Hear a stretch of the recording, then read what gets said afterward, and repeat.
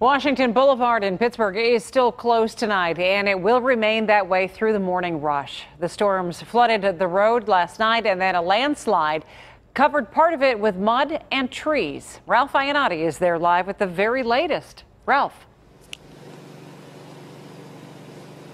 Well, hello, Susan. You may find this hard to believe, but it is not raining here tonight. We did have another round of rain and showers moving through the area earlier this evening, but certainly nowhere near as heavy of a downfall as we had 24 hours earlier. Here in Highland Park, Washington Boulevard behind me, you can see the floodgates are still down here.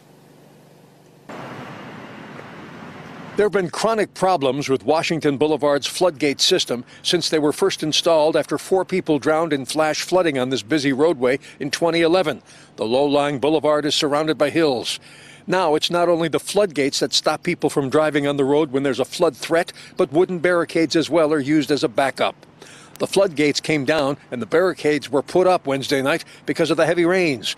But even after the water receded and the road was cleared of mud and debris today, there was another dilemma. Well, what we have here is as we were preparing to reopen Washington Boulevard, a tree came down, brought some wires with it, as well as a light pole. So right now we have a crew behind us removing a light pole and the wiring, and then our forestry crew will go in there and remove some trees. The Zone 5 police station was not immune from the latest round of flooding last night, and the cleanup here continued all day today.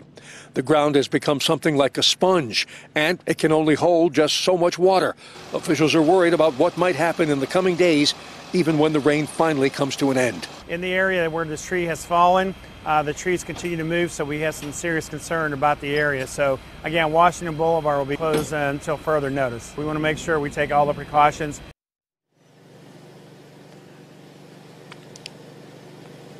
So at this hour tonight, Washington Boulevard closed between Negley Run and Allegheny River Boulevard.